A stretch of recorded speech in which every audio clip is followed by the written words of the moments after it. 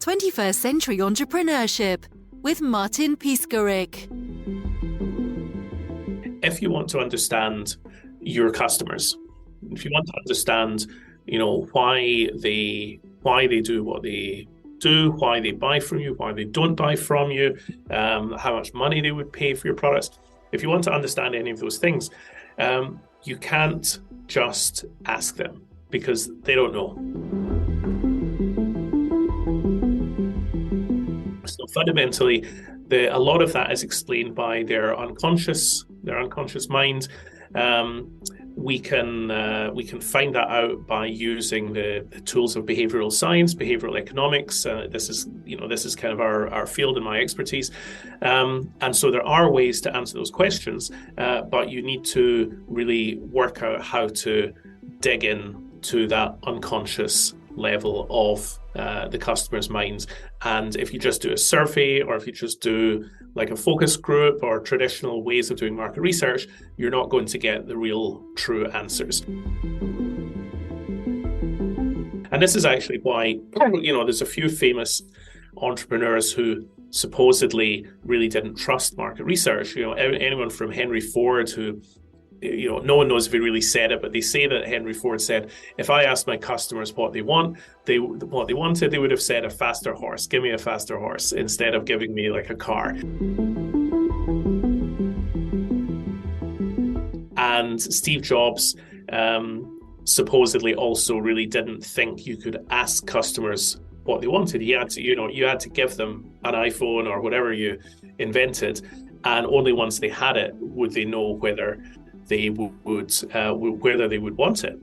And so these famous people supposedly didn't really trust market research, but I think that's because they only were familiar with the old style of market research, where you just ask the question and you expect to get a true answer. But if you get into the unconscious mind and you explore those hidden unconscious stories that people tell themselves and how they really see the world, that's when you can get the real answer.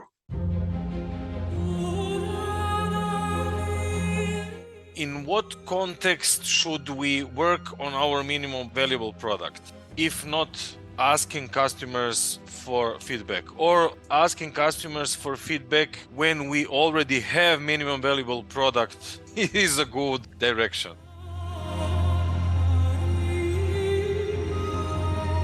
If you want to build your MVP, you do need to understand what do customers need, what do customers want. But those are actually really, those are quite fundamental questions.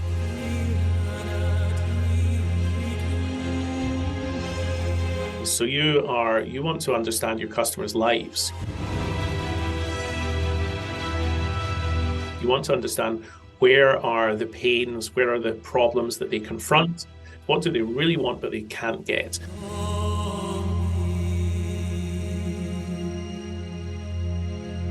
And so you can ask them, for example, you can ask them to tell you a story about the problems they're having in life.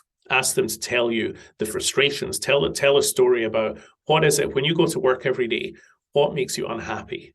Or in your life, in your home life, what is it that you really want but you can't find?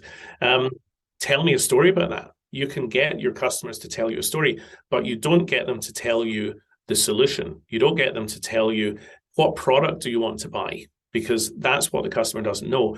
If you get the customer's needs and their pains and their deep frustrations and desires, if you understand that, then you can work out the product. You can design the product based on understanding those pains and those problems.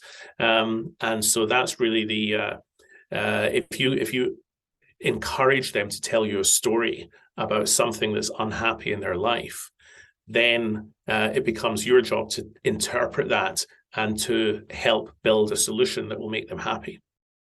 Can you please help us with questions? So what kind of question do we need to use? Open questions, closed questions? Is there any kind of manipulation? Is there any influence of our own perception? Absolutely. and experience of perception and the feedback loop that we have between experience and expression. Yeah. If you can go into that direction, please. Yeah. So one of the techniques that I think is really powerful is start by telling a story of your own. So if you're in front of a customer, now this could be online, you could be designing like an online survey, or it could be face-to-face, could be a Zoom call like we're having now. So tell the customer your own story. Tell the customer, so when I go to work, one of the things that frustrates me is X. One of the things that I really struggle with is, for example, like recruiting talented people or managing my time or something, and tell a story about how it happens. So tell them about the, I hired this person and they were really great, but here's why it didn't work, or here's what they couldn't do, or here's how I failed in managing them.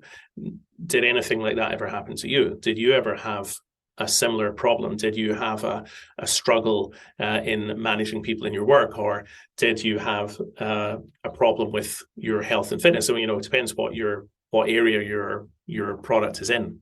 But tell a story that gives them permission to tell their own story, because it creates a bit of space, a bit of rapport, a bit of empathy. They hopefully understood what you said in your story, and they feel, well, now it's my turn to reciprocate and tell you a story back. And so you almost haven't had to ask a question, because if you ask a question, then people start to try to rationalize. They start to try and impose logic, but you don't really want logic. What you want is someone to reveal their emotions and their pains.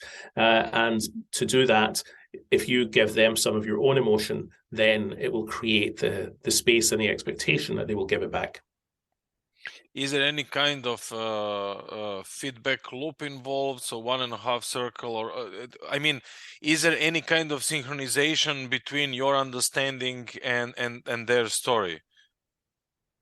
I think you can ask them to. You can probe. You can ask them for more detail. So let's say they tell you a story. You can say, "Oh, so why was that so frustrating? Tell me of the emotion you felt at this moment, or in this time, and tell me, do other people in your work share that same emotion? Do they have the same frustration? Or maybe other people seem to have this problem solved and you can't solve it. So is that what do you see when you look at those people?" So you can probe, you can definitely develop the story and go into more detail to understand more depth. I don't know if it needs to be a formalized feedback loop, but if you find an area where you think there's more hiding behind this sentence that they've said, then ask them to expand more. Anyway, what the behavioral economics actually is? Yeah. Well, so behavioral economics, it has a couple of names. You hear people say behavioral science, behavioral economics. Sometimes they say consumer psychology, or they might say decision making. There's in the academic field, it's sometimes called judgment and decision making.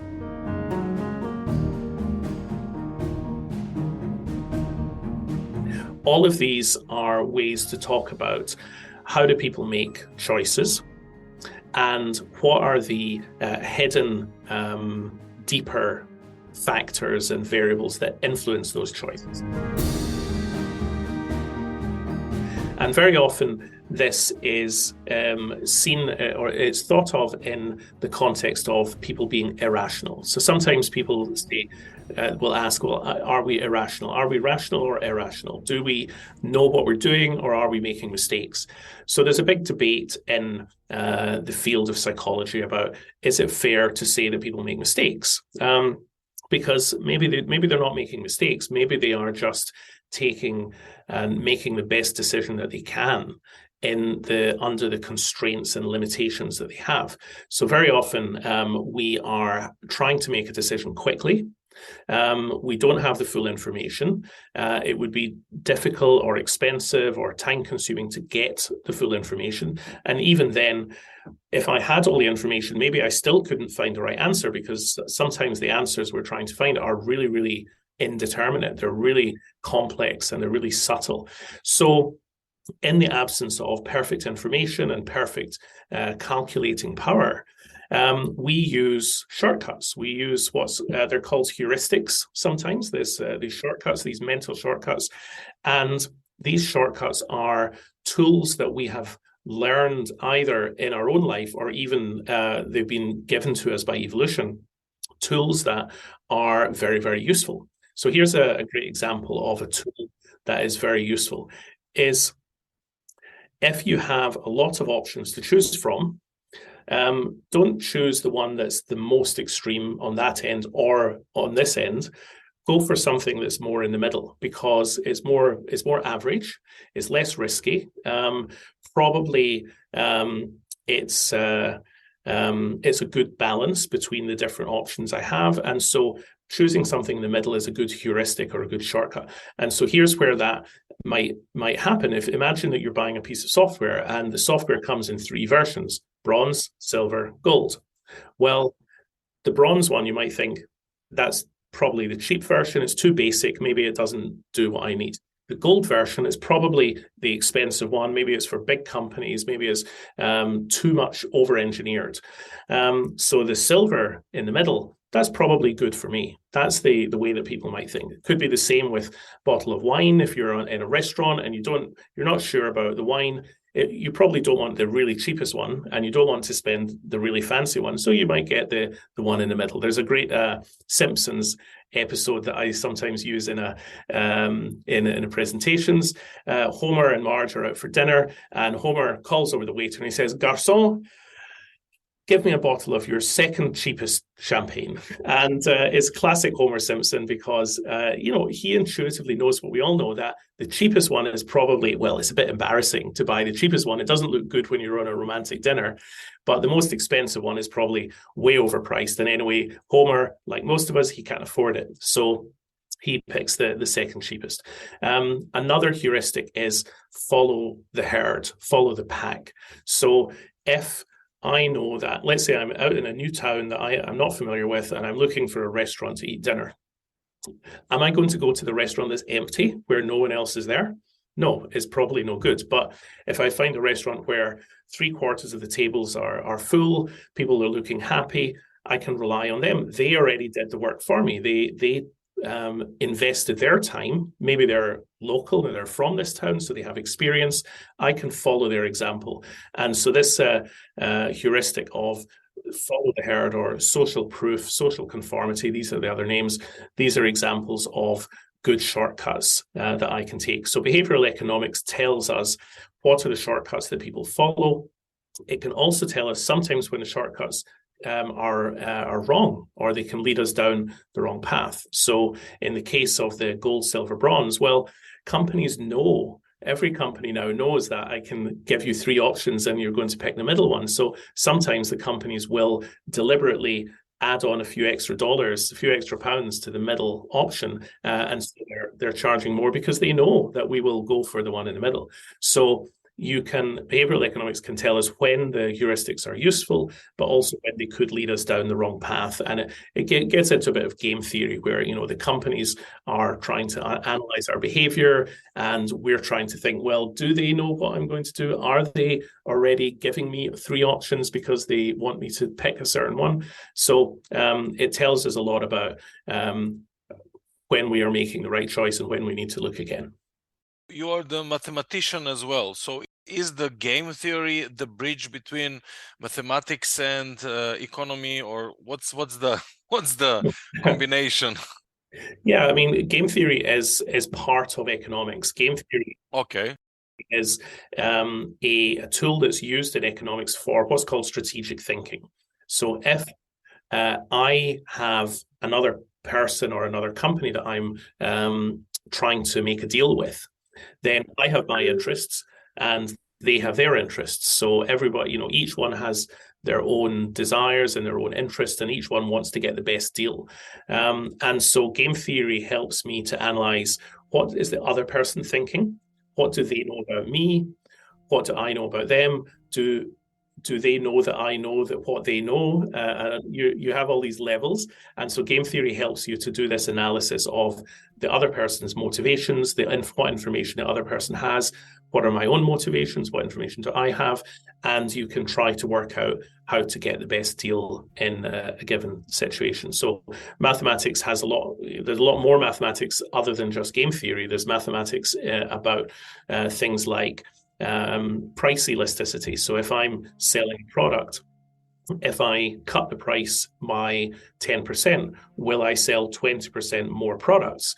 If so, then I probably should do it. I should cut the price. But on the other hand, if I increase the price by 10% and I only sell 2% less, then I'm going to make a lot more money. So mathematics tells me things like the price elasticity and whether I should increase or decrease my prices, or indeed should I split into two different products and sell them at different prices, so I then capture both parts of the market.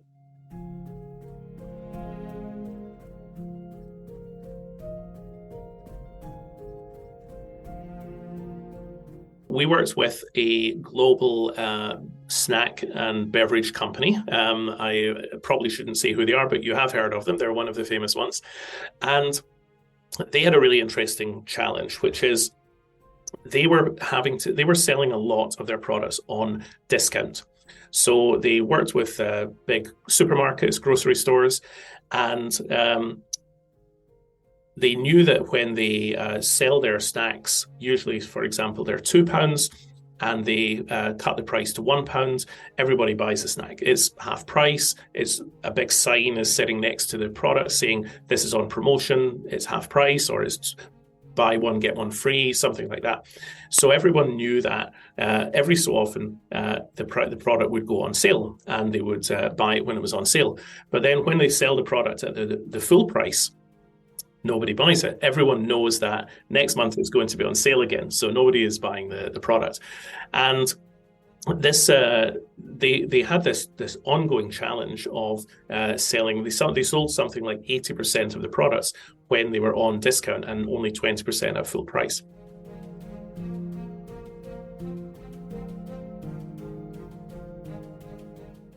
This then ran into the headlong into the pandemic. So right at the beginning of pandemic, people were really busy stocking up. They wanted to buy more products. So actually, that was the one time that they didn't have to sell things on discount, because there was queues out of the door of the grocery stores. Everyone wanted to buy stuff and they couldn't get it. So it was the one time that they could sell everything on full price. So they said to us, can we use this opportunity to reset people's expectations about price? So everyone has been trained for years to only look out for the discounts, but maybe we can change the psychology of the consumer. Maybe we can say to the consumer, okay, it's a new era. Things are not going to be on discount anymore, but we'll give you a deal in a new way. So they said to us, can we find new ways to give people a good deal, to make sure they know, they feel they're getting a good deal, they have those same emotions that they get, because getting a good deal is not just about saving money, it's also about feeling good. It's also about, oh wow, I got this product for a good price, or I got something extra. You have an emotional payoff as well as a financial payoff. So they said to us, how can we give people this emotional payoff without giving such a big discount?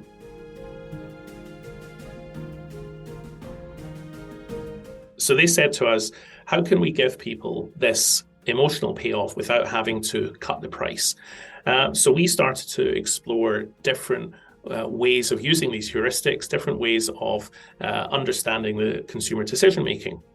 One of them, for example, was to say, if we give you a deal that's only available for 1 week, does that feel good? Does it feel like, oh, it's urgent, I better get it, I better buy it now before it runs out? Another way is to say, let's say we are giving a discount. So let's say it was £2, it's going to be £1.50. Now, should we say discount 50p? Or should we say discount 25% off? Or should we say discount 1/4 less? Or should we say buy 3, get 1 free? All of these are the same amount of discount. They're all the same thing, but they're expressed in very different ways.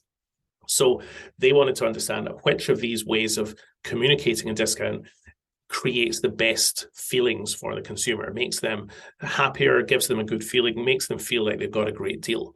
And so we created a simulated supermarket online. We had 3,000 people, and they went to this supermarket online. They went and did like a virtual shopping trip, and they had their budget. They went into their car in the car park. They went through the door. They walked through the shelves, and they find the snacks. And then they have a display with 200 different kinds of snacks, different flavors, different prices, different sizes, different brands. And they chose the ones that were most interesting to them, or that they liked the best, and they thought they were getting the best deal and the best snack. And so we could look at the data from those 3,000 people. They each made about 50 choices. So we had something like 150,000 different pieces of data. And we could crunch that and see which different discounts are most effective, which different types of promotion. Also not just price promotions, but also things like, can we say on the pack, this is a recycled pack, it's more sustainable, or this is a new flavor, or this is a limited product that's only available for 1 month. All of those different types of promotion and types of deal. And we analyzed that, and we found which ones are the most powerful for driving people to choose the products. And so in the end, the customer was able to use these different pieces of data, set their strategy, negotiate their strategy with the grocery stores. And in the following year after that, after we did that work, the revenue of this company increased by 17%. Now, of course, it wasn't just from us. They had lots of other research going on and lots of other clever people, but we helped to make a contribution to a big revenue increase in a global company that was already making billions of dollars.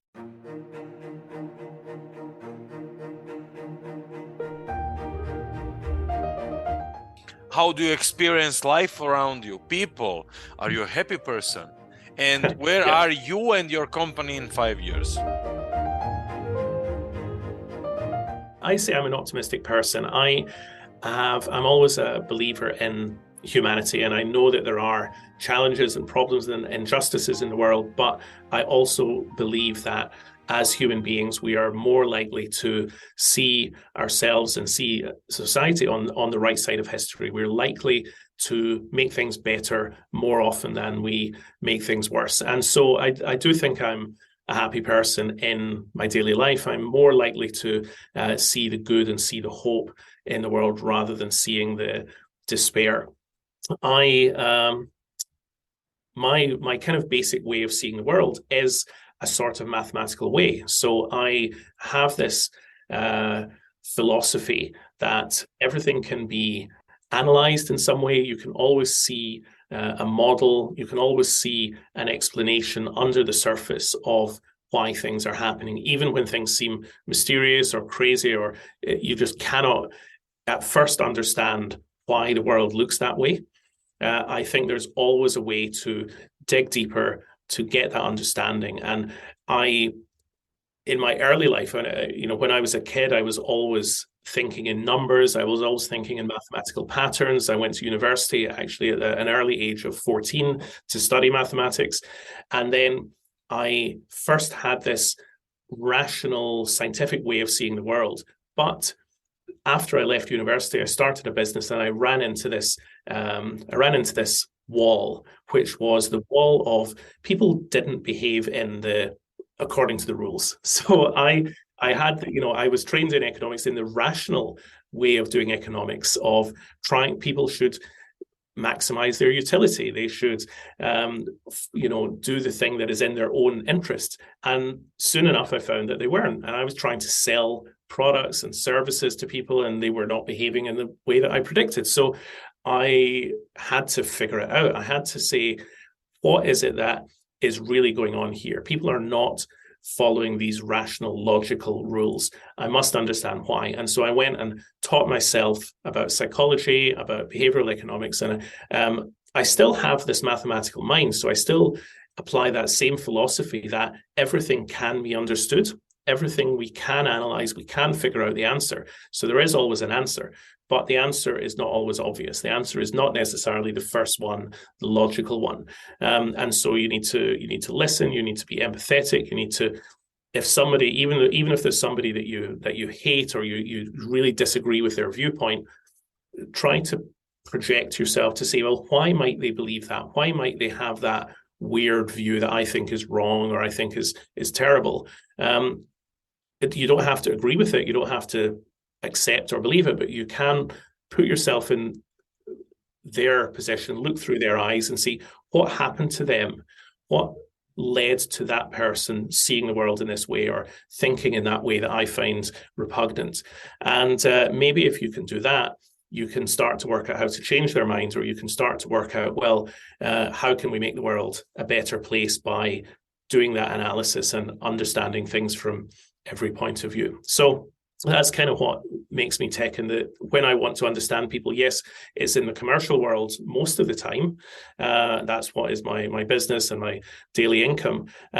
But using those same tools of understanding to understand really everyone in the world and why they believe what they believe, and how we can help that to be better and help people to see the good in each other and not the bad. That's what really motivates me and inspires me. Leigh, in 5 years. In 5 years, okay, in 5 years, I would like to have written my next book, which will be about narrative economics and how we can use stories and narratives to understand the world. The Irrational Agency will be growing and selling our data, actually, because we're aiming to go beyond just solving problems for individual clients to collecting data about the world.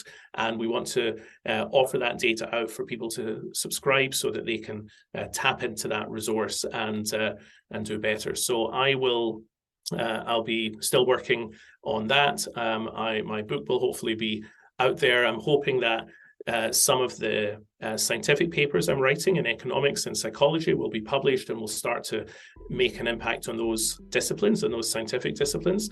And then in my personal life, well, I don't need to go into that maybe, but I have my family and my are doing well, and I hope that I will continue to have a great family life as well, and that'll be another place for me to maybe help to make the world a better place. So my company is called Irrational Agency. I told you about this debate about, are people irrational or are they just taking good shortcuts? So we kind of play with that. I don't insult our customers by saying that they're irrational, but we are all exploring our own biases and our own little quirks inside our own mind. So we do market research for lots of companies around the world, and it's all about getting into the unconscious part of the customer's mind, getting to those hidden stories, those unconscious desires, the behavioral heuristics and quirks and biases that people have, and helping our clients to understand their customers better and to give their customers that good emotion that they want from buying their products. And of course, it's also about making more money, because if the clients understand their customers better, they'll sell more products, they'll be able to charge higher prices. But ultimately, it's also about making sure that the consumers of these products have a good experience of the world and they have a good experience of the products they're buying. If you can understand your customers better, then you're going to be able to give them a better experience, better products, and everybody wins. So we work with companies from, like snacking companies to finance to media to any kind of company, really healthcare, who wants to just understand their customers better and give them a better deal. And you can find us at irrationalagency.com. Feel free to look me up on LinkedIn as well if you like. I'm always happy to chat about behavioral economics and hear your questions and share some experiences. So I'm Leigh Caldwell. You can find me on LinkedIn and on Twitter as @LeighBlue. If Twitter still exists by the time the podcast comes out, who knows? But talk to me on any of these channels, and I'd love to chat. I'd love to hear from your listeners. 21st Century Entrepreneurship with Martin Piskarik.